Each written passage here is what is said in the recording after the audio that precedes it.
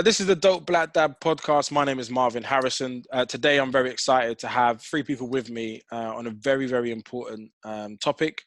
We're currently discussing BAME as a concept, but also just how we work together, but also the experiences and how we are united or disunited on particular subjects and ways of being.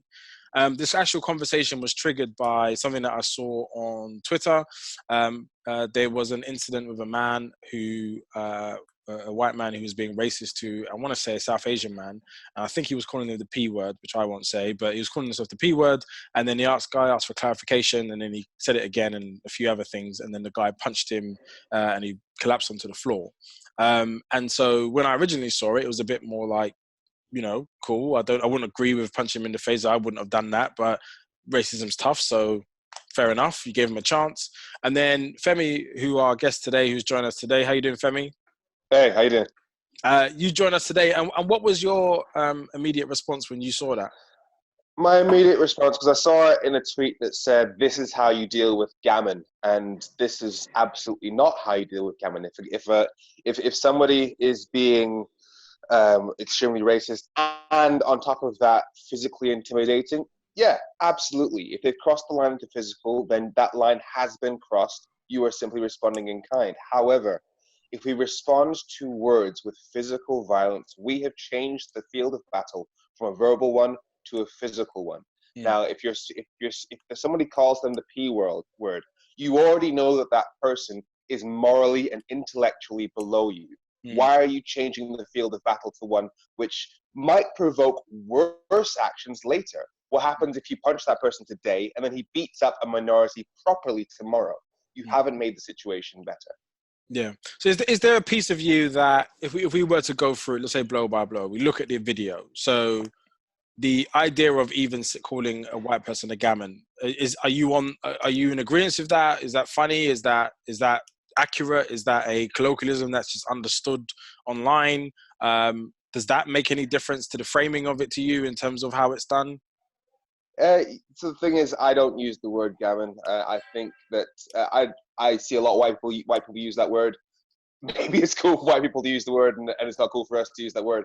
But given that it is about the color of the skin of the person who's being racist, to use a racist term against a racist kind of defeats the point of being anti-racist.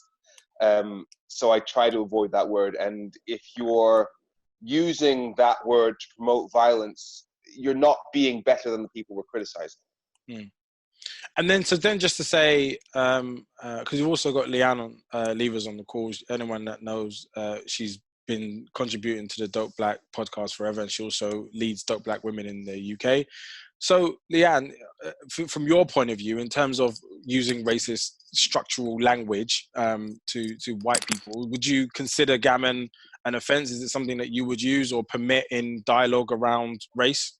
I've actually never heard the term before. Today's like the first time I've ever heard the word being used. You need to watch Question Time more. So, and obviously there are many other problematic terms that we use to apply to white people and other minorities. And yeah, so I completely agree with Femi in that sense. I don't agree with using prejudice, although I wouldn't necessarily call it racist terminology, but prejudice terminology across the board, regardless of who you're talking to or the reason behind it. You can articulate yourself well without using those words. And especially when you're not in the moment, like whoever tweeted that obviously had perspective and time to think about whether or not he wanted to use that word. You know, he wasn't responding in the heat of the moment, which I think is different from the person that's actually in the video. So yeah, no, I don't agree with the use of that word, the use of those terminologies at all. And so just, Femi, going back to the video there. So the video shows someone using the P word. They're obviously drunk, visibly. I don't know if that's a defense or not as a part of the argument for someone being racist, but contextually they were drunk. He asked them to say it again. He says it again. Is there anywhere in that where you feel like there's an additional justification for, you know, giving an opportunity for them to get out, someone repeating it, the language over and over again? Is there any barriers in between how you would respond versus not? Is there like a dial-up of how annoyed you would get to consider doing it? Yeah, the more the more he goes on, the more he insists on calling it. The more he says like, what are you wearing? Look at what you're wearing. Blah blah blah. He was he was extremely racist in that video. But when you look at the word justification, we're talking about there are two different sides to it. There is the what does that person deserve, and what should we do to them? If that person is being extremely racist as he was, then does he deserve a slap? My answer to that would be, and again, I'm going to qualify this, yes, thoroughly. But should we do that slap to him? Should we do that punch to him? That is a completely different thing.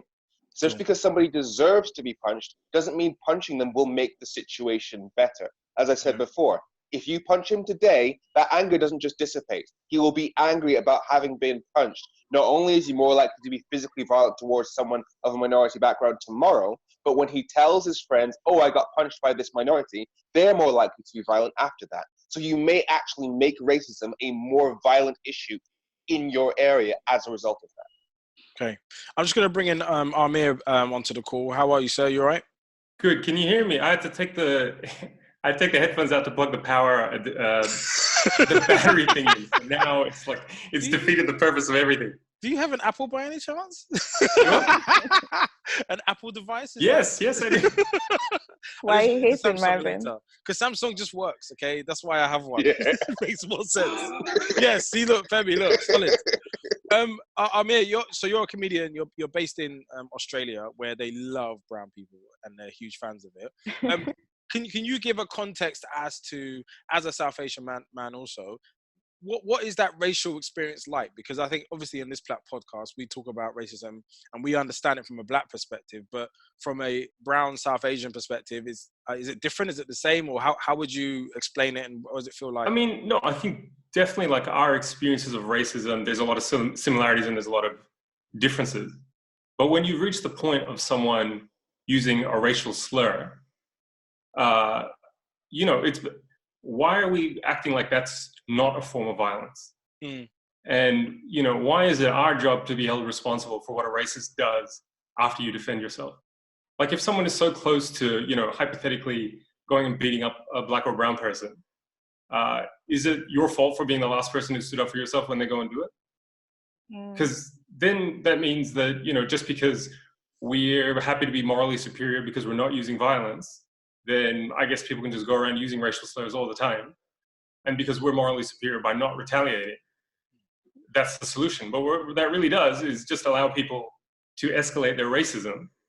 And, racial slurs are not just words. Like, a racial slur is exactly what precedes violence. When you allow that kind of language to be normalized, then, the next step is them punching you.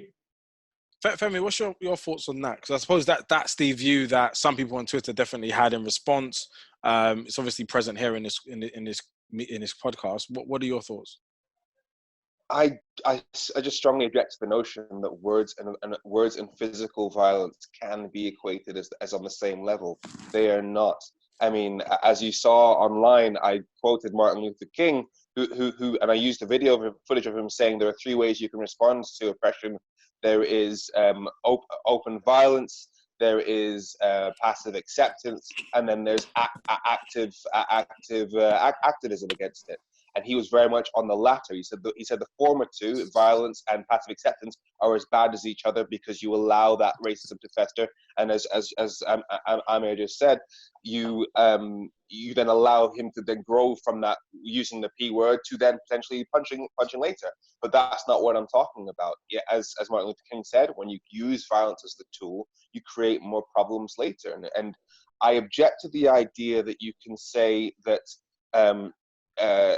words and violence are the same. Therefore, if you don't use violence, if you use violence now, even though you're the first person to up the ante to that new level, you're not in any way responsible for how that person then responds to you or to the next person later.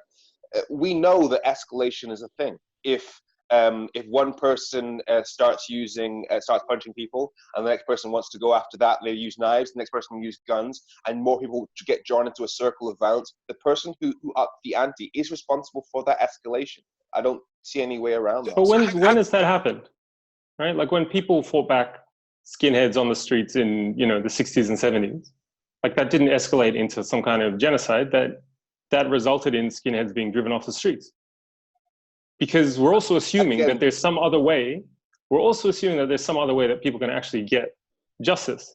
And for individual incidents of like hate crime like that, are you going to go to the police and be like, oh, this guy on this street, use the P word or the N word? Like, are the police actually going to do anything about that? Is there any sort of recourse for minor incidents like that? But why not? This is actually really interesting because I think a lot of the crime or the race-related crime or the things that are said to us aren't registered in any way, shape or form. Mm-hmm. That has an impact because we're not recording the incidents against us. So punch him in the face may make you feel better.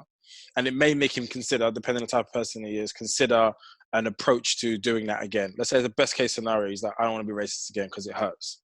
And you feel better because you punched him in the head. But there is no now recording of that incident happening. So when we say things online, that Femi probably is doing this often, going on TV shows and say race is getting better in some ways, but also common and worse in other ways. There's no data to support that because we've not recorded it. So does it also work against us to not speak to the police at some point and formally reject it? It is important to record these things and to report them. But again, it's not the fault of minorities that police and law enforcement have traditionally not been useful in following these things up. Like they have not made the processes accessible. They haven't gotten results for people. So people naturally don't want to go through it. I'll give you an example. I was walking around London with my friend who is a Nigerian Muslim woman, wears a headscarf. We're walking around. A white woman came up to us while we're walking down the street and spat directly in her face. Wow. Both of us are completely in shock, totally in shock. And then we were in this bizarre situation where we went to confront her, and then loudly in the middle of the street, she starts yelling, "Leave me alone, leave me alone." So for everyone looking, there's a white lady being chased by a black woman and a brown man, screaming, "Leave me alone, leave me alone." So we're doing this thing, and then she's running away. So we're like pursuing her at a safe distance, socially distancing ourselves from like this racist. For blocks and blocks down London. And both of us, it's comical now, but at the time we're like, what are we going to do? Yeah. Because she's like, I'm not going to hit her. Like if anyone sees that, like it's over. Yeah. Right? And so anyway, we followed her for a while. It just went nowhere. I got a photo of her. I put it on Twitter. We found out who she was. She was a drama teacher at a college. Wow. And then it went to the police, and the police just gave my friend, just went around and around saying they'd followed it up when they hadn't followed it up. And after a while, it just became exhausting. Yeah. And she was like, how many times am I going to relive this? I'm going to have to go now and testify in court and do all this stuff again. I don't feel comfortable around the police anyway. Yeah. So, it's not as simple as, like you follow the procedure and you get something out of it. Yeah. So Leanne, and again, so just very quickly, Leanne, you have a PhD in restorative justice. Very useful topic to have here. Where are you in terms of your lived experience of how you would like to deal with racism versus what you've educated yourself to understand in terms of a way of dealing with it? Are they the same or are they different? There's a constant battle between the two, because on one end, I do agree with Femi that ideally, we should find a better way to respond to any sort of racist behavior, whether it's violent, non-violent, whatever, in a way that is productive, right? In a way that allows people to see the error of their ways. But I think that's often easier said than done. We have an ideal that we strive towards, but it's really difficult to put into practice every single day. And when I think about that video, I think the persistence of the guy literally just saying, yeah, you deserve it. I meant every word that I said.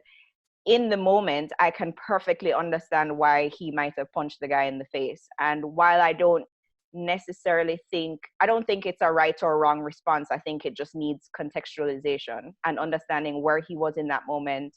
I've certainly been in a situation similar to Aamer. I was in at Liverpool Street Station, and literally a drunk couple came over to me, and not only, I think they managed to tell me that I was the P word and tell me to go back to Nigeria and sell bananas in the same sentence. Like, it was literally so, and they were drunk, similar to this man, and he was literally like, no, we were nose to nose. Like, he was ready to be violent with me. And I think the only thing that stopped him was that there was a police officer there. But the police officer did not take a report from me. He did not, he just said, you know, he's drunk, give him a minute. And as soon as the police officer showed up, he was like, I would have never said anything like that. My nieces and nephews are, you know, Afro-Caribbean. Why would I ever talk like that to someone? You know what I mean? And so there's a real hypocrisy. And I think there is, right? There's a well-validated lack of trust between the state and people, where we don't, and that's, the onus is on the state to reinvigorate that trust, or to rebuild that trust by putting proper legislative, you know, procedures and protocols in place.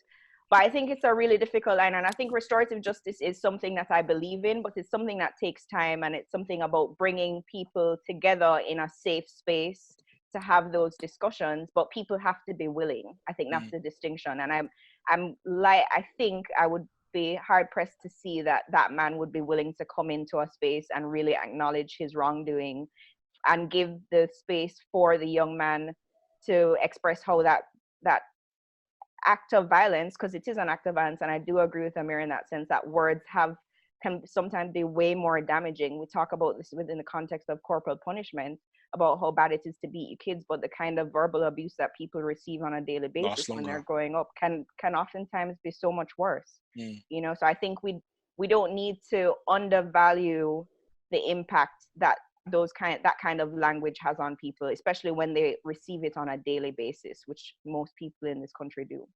So Femi, you've obviously been, I say obviously, I haven't actually read it, but I feel like the work you do for Brexit has definitely put you at the front end of some racial abuse.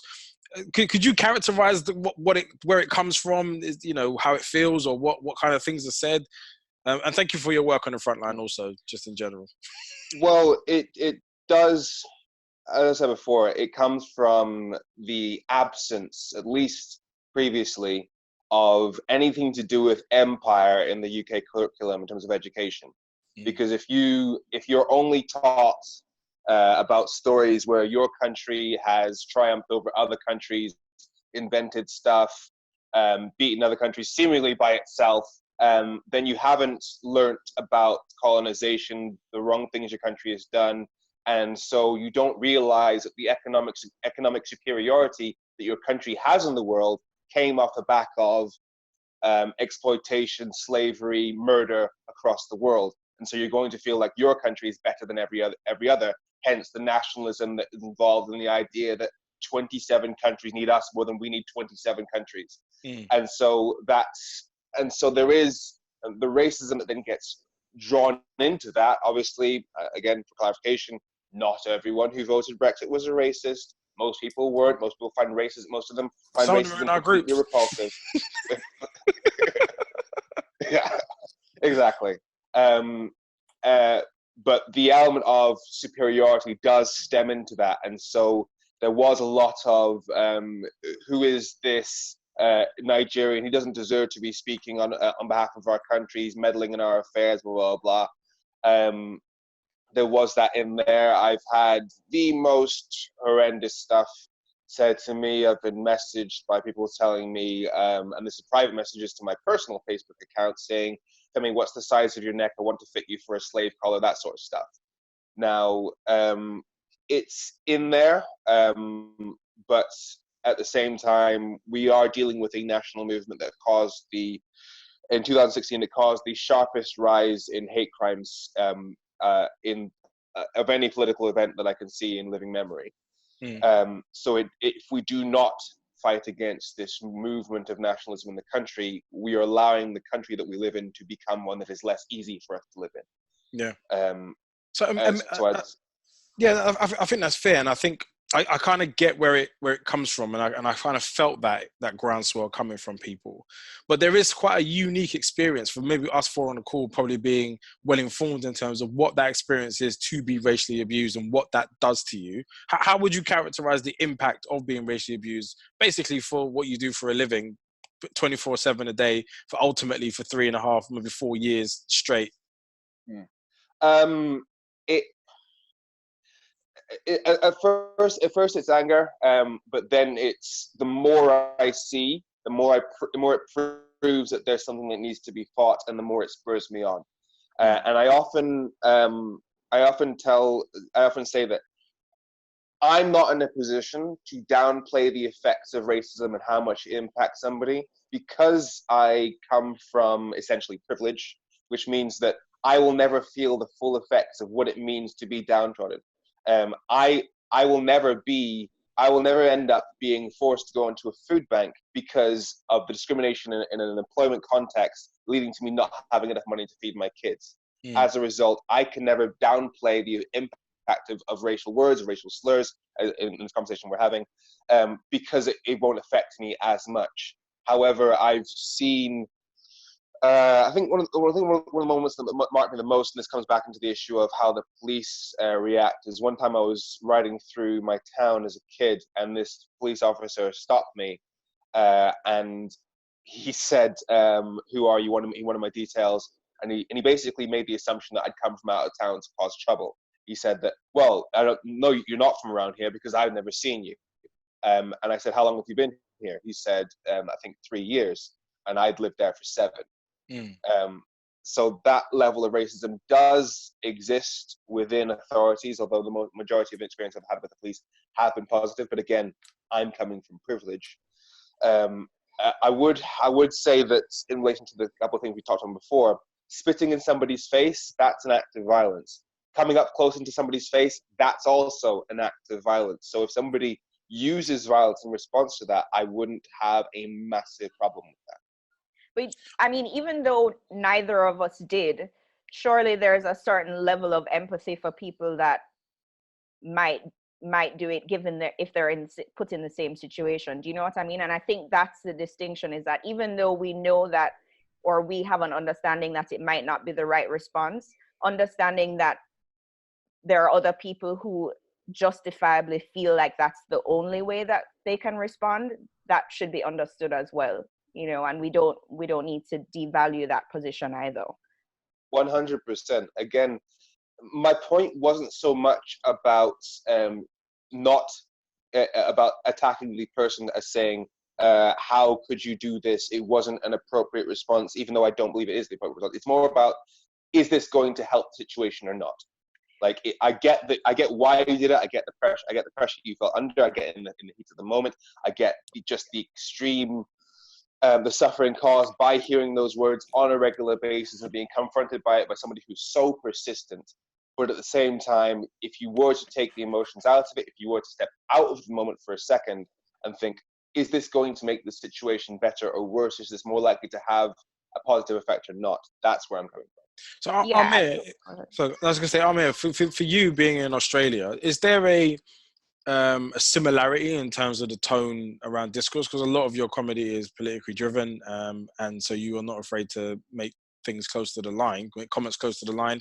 Have you found the response being quite similar from an Australian point of view? I mean, I think, again, you know, at the end of the day, like, when it comes to racial violence, when it comes to that extreme sort of scenario, people generally have very similar sort of responses. And sure, you know, I understand people saying, you know, it's not the right thing or whatever, but I can't really, I can't condemn people for standing up for themselves in that moment. And again, you know, like, let's really look historically. Like, this is not the first time, like, sort of extreme racial views have been public. You know, in Australia, in the UK, in the US, like, you know, people fought back skinheads, they fought back the Ku Klux Klan, they fought back these people by physically resisting them. So, you know, I'm just not sure why in, you know, 2020, like, it's not on the table anymore. Because, you know, it's not in any way sort of a level playing field. And I'm interested, Femi, actually, given, like, you are obviously someone who understands, you know, racism and empire and colonialism, how it's racist to call a white person gammon. Okay. Also, just before you answer, I would just, if we can, as you said, take emotions out of it, can we appreciate the distance that man got with that punch? Because the image stops for a second, and when the guy is like, he's gone, he's flown. I feel like there's a stumbling of some kind, a dramatic stumble. Okay, so point by point. The skinheads, the KKK, by definition, were violent groups. They hung people, they beat people, they lynched people. So using violence against them is not an escalation at all. In fact, I'd say that the violence that they received was significantly less extreme than the violence that they dished out. As for criticizing somebody who's been in that situation, again, I fully get it. It's about what is the practically best thing to do. So yeah, and as I said, I don't know this person's experience. I don't know the extent to which they hear that on a regular basis and the emotions involved in that moment. So while I criticize it from an objective standpoint, I can't criticize it from a subjective standpoint. As for how can it be racist to call somebody gammon, it depends on what your definition of racist is. I mean, I know somebody who uses who says the phrase "all white people are automatically racist because they benefit from systemic racism."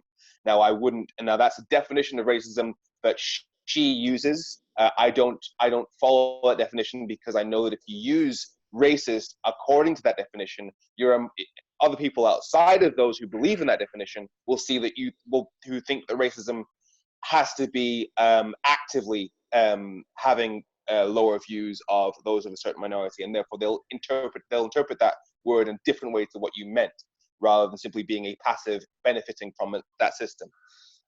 If you believe that racism means when it has to be actively contributed to that oppression, and therefore gammon can't be that because you're talking to somebody who is benefiting from the system, again, that's not a definition that most people would hear when they hear the word racist. However, therefore, when I say backgammon is racist, I simply mean using somebody's race to criticize them. So it's prejudiced. Prejudice would be the more appropriate term for me, because racism does have that context of the institutionalized impact or aspect, which other types of prejudice don't. And I think that's why the distinction in terminology is important. And given that you have the background in restorative justice, given that you have a significantly more academic background in this topic, you are probably correct in the situation. However, in terms of how most people view that word and what they hear when they hear that word, if we continue to use that word in that context, we're going to get people's backs up, because they're going to say, no, I'm not racist within the context of what I understand racism to be. Therefore, isn't that a part of the problem, though? Isn't that a part of the problem that no one knows what the actual definition of racism? Why are we doubling down to meet people's understandings rather than having them meet the actual understanding of what the term means and having them understand that full context? I think it's more important to have the conversation rather than just to make people feel comfortable. Yeah, and if the conversation was largely around changing that definition, then I'd hear you. But the effort to change people's understanding of what that word means that conversation isn't happening on a large enough scale for us to be able to use that word and have it not have that wrong interpretation. Can I make a hyperbole? I feel like what's happening here, and this is stuff that's happened to me as well, so I'm speaking from my experience, but is it so that you're having these conversations on many platforms, and then that's an area where ultimately you get stuck, and then instead of getting to the point of why you're there, you end up discussing what racism means or not to people who do not understand what racism means? I can imagine you being on, this Good Morning Britain, and peers being like, hold on, wait a minute, that's not racist. And then you spend 20 minutes talking about that point rather than actually what you came on, which is actually the important part. People do not understand racism. They don't understand the systemic part of it. They confuse racism and prejudice and a stereotype all the time. But then I suppose because that's your main arena, you've just defaulted your understanding to the spaces in which you're communicating rather than actually what the definition is. Would you say that's a fair characterization of what's happened? I'd agree. And with Piers Morgan specifically, as I said before, I do not believe that Piers Morgan is racist within his concept of what he believes racism to be. However, given the fact that his narratives have often supported racism by supporting Donald Trump and supporting his vitriolic pursuit of Meghan Markle, he has facilitated racism in that context. So again, but if you then go onto his show and then you start talking about racism, and then he'll automatically say, no, I'm not racist because I'm not actively against people of a certain color, you'll then have to spend time devoting that time to, hang on, what is racism? In which, is it systemic? Is it institutional? Is it active, etc.? Yeah. But if you let racists define sort of the terms that we're going to fight on, then we're never going to win, because a racist never thinks they're racist. The guy who beats his wife doesn't think he's misogynist. Like the people who are, the source and the beneficiaries of this violence, like they can't see themselves. Yeah. So for us to operate on their terms is like being in the Twilight Zone. And even just to piggyback off of that, I think acknowledgement is the first step in reconciling the situation, right? You have to acknowledge that there's a problem. And I'm the first one to hold my hand up and say, I have very problematic views around race, and that are a product of the experiences that I've had. But I need to acknowledge that and be open about acknowledging those in order for somebody to teach me or to help me unlearn those issues. And so to just gloss over whether people feel uncomfortable being called racist, instead of kind of explaining to them why that is, or why they've committed a racist act or behaved in a racist way, I think is an important conversation. Although I acknowledge that it's difficult to find the time and place to do it. So sorry, go on for me. To use an analogy with Brexit, the phrase "you don't know what you voted for" is extremely inflammatory within that conversation, even though it's actually true. In its actual substance, Brexit was a change of our relationship with those 27 other countries, from the one defined in the EU treaties to a new one that hadn't yet been negotiated. So it was literally the case that people did not know what they voted for, because it was literally impossible to know what you voted for. However, if you use that phrase, you will get their backs up before you've had the chance to actually explain why it was impossible to know what they voted for. So that's just an example to show that unless you focus on explaining the definition of what you're trying to say before you actually make the accusation, you're not going to get anywhere. You're not going to have a constructive conversation. That's why we need to spend, clearly from this conversation, it seems we need to spend more of our efforts explaining what racism is before we directly call someone racist, so that they can actually hear us when we make that accusation. So what's really interesting is that there's an element in me that's strongly agreeing with you, because I had a conversation with a psychotherapist, and they were like, you can't call anybody a racist, because the second you do, the conversation ends. They turn into a child and they start defending themselves rather than actually being open to the idea that they've said something wrong. And what you should do is say that actually you've offended me because what you said has been based in this idea that black people look like monkeys, for example. And so I find that deeply offensive. You've hurt me. And by speaking in that sort of non-violent communication tone, you then see an opportunity for them to invite them in to look at their behavior and consider that actually they do it in a different way.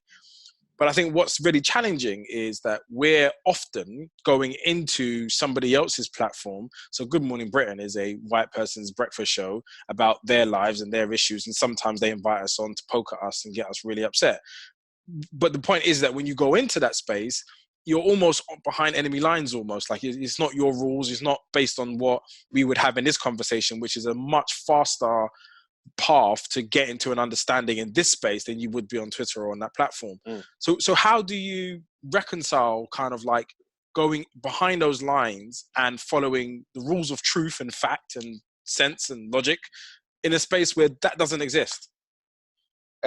Ultimately, if you don't have as we said several times in the conversation, if you do not have the time to explain, to do both the point, i.e. this was racist, and here's what racism is to give context to me calling you racist, then you have to either focus on the definition or focus on speaking in the language of the person you're speaking to. Again, it's the example that I of a joke that I regularly use from Ricky Gervais, that Brits aren't great when we go abroad. We'll go to a restaurant, say, do you have chips? That doesn't work. We'll say louder, do you have chips? That doesn't work. We'll smash the place up, content and all, we've tried our best, as if it doesn't matter, as if as long as we speak our language, it's fine.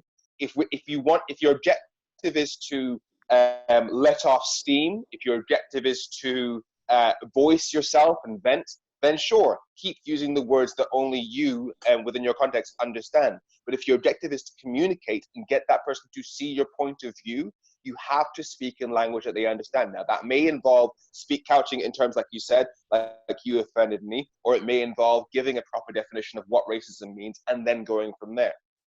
I mean, either one of you, which one is your thoughts? Because I'm on the fence now. I've gone from left to right to center. I mean, there's a few different things floating around, right? Like one is the hypothetical example of, you know, how do I explain to a white person that they've been racist?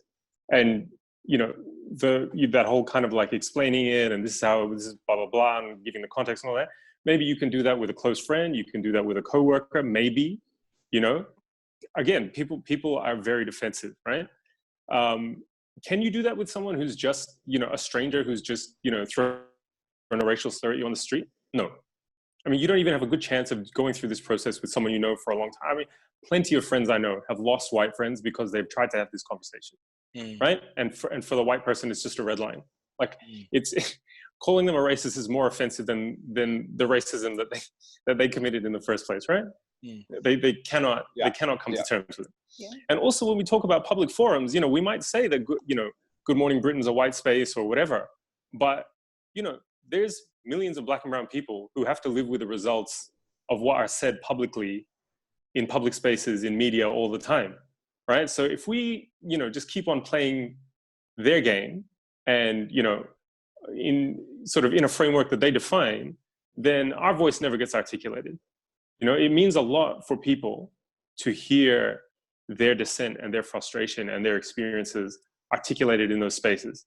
Even though someone might say, well, at the end of the day, you didn't change a single white person's mind. Okay, but maybe, you know, you did something for the sanity and the self-respect and the dignity of people who face racism all the time.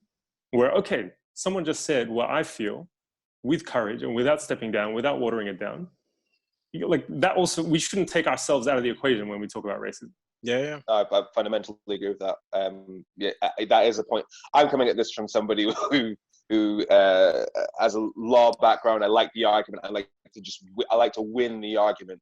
But your point about how if you don't make that point in plain and accurate terms, you're depriving people of hearing somebody champion them. I fully take that. Powerful. So then, Femi, under that understanding, because there were a lot of people who didn't feel comfortable, especially black people who didn't feel comfortable with that response, do you feel like there was something that wasn't quite right with how you communicated it? Was it the words you used? Is it the concept overrule? Is there anything that wasn't quite right for you in reflection? So what my original tweet was that, because I was responding to somebody saying, this is how you deal with gammon. And I said, no, it's effing not.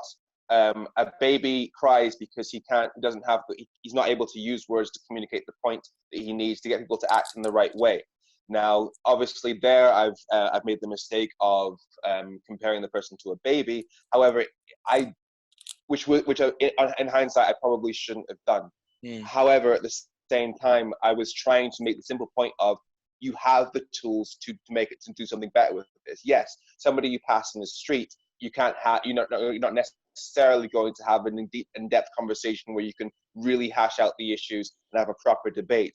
But you can use your words. You can even use abusive words if you want. You can call that person anything under the sun in response to that. But you're still speaking at a level. Me personally, when faced with that, I would probably make the person feel stupid. I know the person is stupid because they've used words like that. I can make that person feel silly by basically talking them through. Okay, so why am I a P word, etc. And just basically leading into a place where he's going to feel like an idiot because that's how I want to hurt him. Interesting. Cool. Well, look, I think one of the key things is that I didn't really come into this with a fixed idea of what is the appropriate response to something. I did feel like, Femi, your response was probably a bit too harsh for people who have responded in that way, and they may feel defensive about what you said, because it almost implies that they've done something that they shouldn't have. When it's like, when you've gone through a racial experience, it's so difficult to be logical in that moment. I never forget where I add my race story to the fold. I was in like Shoreditch or something, and an Italian man driving a van was trying to squeeze past me and this other guy who'd been in a car crash. We were pulled over to the side to sort it out, and he had to kind of navigate getting around us, and he just started yelling abuse, saying black people can't drive, that's why you don't deserve to have cars, and your people can't, all this kind of stuff. And I was like, but you're Italian though, like how? And we just had Brexit. How do you reconcile yourself sitting there giving racial slurs to black people when the whole nation has just said, we don't want you here? Do you not feel that there's more in line with me and you than there is with whoever you and anyone else? And it really threw me a little bit, actually. And then when it's quite funny, because he pulled over to the side because he was at his destination, and then I moved the car because I'd got the details out of the way, and I wanted to move the car a bit further out to stop other people getting blocked. And he must have thought I was coming after him. And then so he went from this, like, he dialed up and went really physical and tried to act like he was going to do something, but I'm significantly bigger than him, so that wasn't a great plan when he saw me get out of the car. Then he dialed down to this complete victimhood of just like, it's not my fault and you should have moved. And it's just like really watching this almost psychotic bipolar episode of different emotions, and none of them were really together. But it's sad that as when something negative happens to someone who's not brown or black, they immediately pull that out to weaponize that against me, but never can really back it up with any form of logic. And I find that really hard to reconcile, because if it happens to you enough, you start to have phantom voices, whether you feel like more and more people must think this, or more and more people. And I think that's where some of the resistance to bending to racists have come from, is because it now just feels like a volume. And if you've got your daytime host just saying that on national TV and supporting racists and being sympathetic to people who have had racist views and putting them on their show constantly to debate. I never forget there was like a 2-month period where Danny Baker and then Liam Neeson did something. And in those moments, they were like, everyone come on the show and discuss this as a debate. Like, is it racist to say black people, we're going to come out of our house and try to kill you with some bat because something happened to one of their friends? And like, people were genuinely debating this. Like, and I just felt like, where are we? The moral conversation is so low. Yeah. And so that's where it's like, it's not phantom voices. We know that hate crimes are going up. UK, US, Australia, like as much as people don't report it. But the reason why I say phantom is because if it's in their mind, there's nothing we can do about the mental tax of what's in people's minds. When people bring it out into the forefront, that's when it becomes real, and that's when it needs to be dealt with. But almost it's like we actually don't know, because many times I've had someone, we start using measuring sticks of like someone who looked like you and sounds like you has said this to me before. Like, do you have that view? And I'm looking at that person on the train and thinking, do I want to interact with you, or do I want to be small so I don't bump you on a train because I don't want to deal with something? Because we start doing the same calculations that other racists are doing to avoid the racists. So it becomes a complete minefield that nobody's winning in, especially us. So I don't know where the win really lies. I don't want to judge people who respond, but I also don't want to ignore it and turn the other cheek in this kind of noble way of like, it's okay, because it's really, really not. But so a couple of points. One, me criticizing somebody for their reaction is, me personally, I experienced a lot of trauma as a kid, resulting in a lot of emotional issues, namely that I had anger issues, and I've essentially had to turn my emotions off to a large extent. So I don't react to things in the way that most people do, because I've essentially just turned anger off, and so I get that most people react in a much more human way than I tend to. So me criticizing that possibly isn't fair, because I've got my own issues to deal with. But I would say that just because you don't know of a way you can use words in a specific moment to make that situation better, doesn't mean that using violence in that situation will make that situation better. Just because one answer might be the wrong answer, for example, you might not have the right answer in the words category, doesn't mean you're going to find the right answer in the physical category. It may just be that there isn't there isn't a viable action that you can do in those 30 seconds that you have to give a response to a racist slur in the street. So just very quickly. So in the concept of acknowledging. So I had a very good conversation with Leanne yesterday and one of her friends, or yesterday before, and we were just talking about. It was actually referring to Black women and how they're feeling about how Black men are representing them in all conversations. How they're talking about them, how they don't stand by them when things go. People are using negative language around them, about them. Sorry, and so I had a very logical approach. And this is why I think we're quite similar, because doing this type of work has turned me logical, because if I turn all of this into emotion, I won't be here. I won't be the stable human being I am today, because it's so complex and sometimes it feels quite overwhelming. But I think sometimes when I went into logical mode with Leanne and her friend about what gender inequality is and what Black women should do to improve the outcomes, or how we can come together on it. And what I was basically saying is that the sorry and acknowledgement from Black men won't come. So the sorry and acknowledgement from white people or from any other race that oppresses us just won't come, because that's not how they're designed. They don't see it. There isn't really a body that can unilaterally apologize on behalf of all white people anyway. And so it becomes a thing that you chase that doesn't come. So actually what we should do is progressively look at where are our wins that we can control. Now, this is me being logical.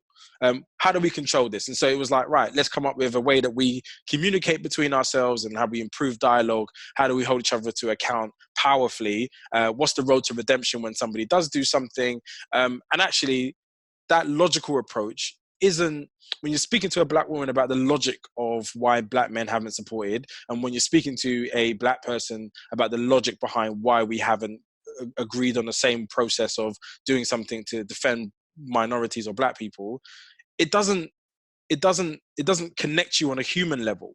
That logic is great in academic circles, but if we're experiencing it, we know, you've experienced, you just said how tough it has been for you. We know. So I feel like I have to reconcile that with the person that I potentially offended and make sure she's okay with what I've said, because what she needed to hear is that Black men need to acknowledge what the problem has been and where we've gone wrong. And I need to play a role in doing that, but also empowering other men to do that. And I suppose from your perspective, from a race point of view, is there a view that potentially how I presented that, what we need to do or what doesn't work, is very logical and makes sense if we were talking on an even playing field between two kids in a playground versus what this structure is and what's been created and how we actually do need to respond, because that doesn't work with what's actually happening.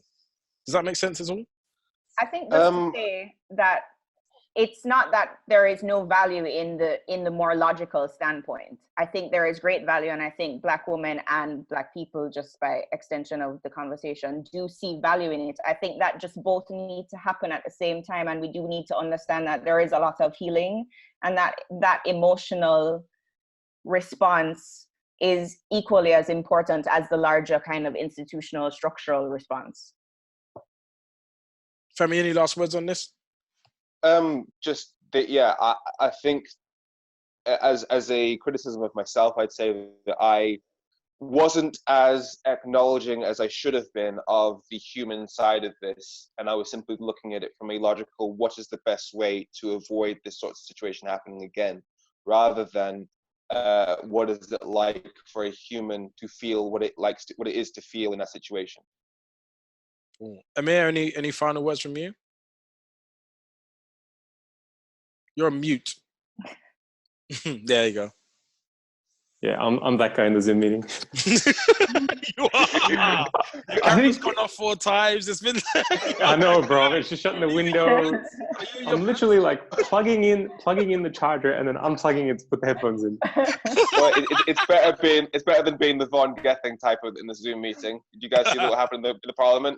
The guy who basically shouted, "What the F is wrong with this person?" Oh my God! Didn't realize he wasn't muted. I love it. The truth comes out in Zooms. I was going to say, normally when we end up talking about racism, it's because of some extreme public incident.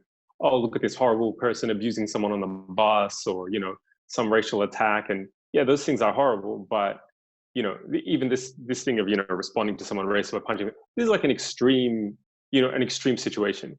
And, it pulls us away from the systemic, the actual structure of racism and how much more damage that does to so many more people in so much more of an invisible way.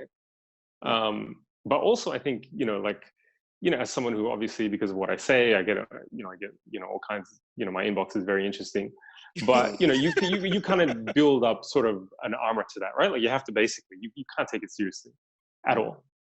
But I think definitely being a parent kind of brings you back to zero, because now you've got a child. My son is obviously, he's brown, my wife's African, so he's black and brown and Muslim. And then you go through this entire process again of like, how do I introduce this person to the world? And how do I teach them to respond to all these things that I thought I've got figured out? And how am I going to teach them to respond to all these sort of scenarios? And I think fundamentally for me, it's like you stick up for yourself. Like, this is a world that is built to dehumanize you, and you don't worry about the other person's feelings and how hard it might be for them to deal with you just demanding your basic dignity. Amazing. Leanne, do you have anything else you want to add? Sorry, I kind of asked you as a final point, as a question. No, literally just that I think, the middle ground is always the right one. And as Aamer said, there's an individual response, which I think we need to allow or give people space to. And when they do make the mistake, or when they don't handle it in a way that might be productive, we still need to be tender and understanding in the way we speak to them or engage with them about that. But that the institutional racism does require a certain level of diplomacy, and it does require a certain level of meeting people where they are. So I think if we can do those things simultaneously, which is not always the easiest thing to do, then that's when real progress, always kind of pervades. Amazing. And sorry to throw in one last point. I think one thing that upset me about the video is the missed opportunity, because if that person hadn't punched the person, then the conversation that would be happening around that video would have been purely focused on essentially ruining the guy who was racist's life, sending that video to people he knows, his employers, etc. And it would have been a very good tool against him. I know I've got a massive platform, but if that video went viral because he was calling him a P word, that's a missed opportunity. If he hadn't punched him in the face, we would have never seen that video, or it wouldn't have been picked up in the way that it was. And that's just the truth of it, because unless something dramatic or larger than life happens, people generally don't care. Like, people don't care that somebody got called the N-word in the street, or the vast majority. We might talk about it in our circles, but it doesn't have the same impact. If he didn't get punched in the face, we wouldn't be having this conversation. Guys, thank you so much for this conversation, because I think it's really important. My view is that if we are able to create counter systems to the things that happen, it becomes a formal response rather than an emotional response. You don't necessarily need to get into a debate about what is this, what happens, because it's already been predefined. And I think there's something quite powerful about having bodies or organizations that will respond to these types of things and will do the research, as Femi just said, find out who this person is. This has happened to many people online.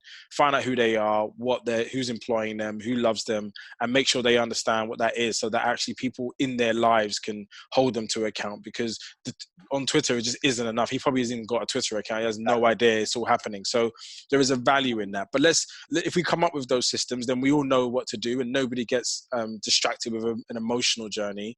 And goes on a 2-day rant of either defending or offending people to try to get a better idea of a solution of what we should do. So I think that's a view that we should really put down. To be honest, I did want to go into another topic, but I kind of feel like we should unite again and start that one afresh, because I do love this room that we've created. I think we've got a lot of interesting perspectives here.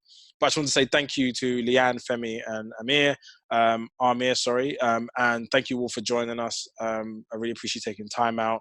This has been a Dope Black Dads podcast. You can get in contact with us at hello@dopeblackdads.com if you want any long form shares that you want to have with us, or DM us on any of our platforms at Dope Black Dads, and also find this podcast wherever you find your podcast. Thank you.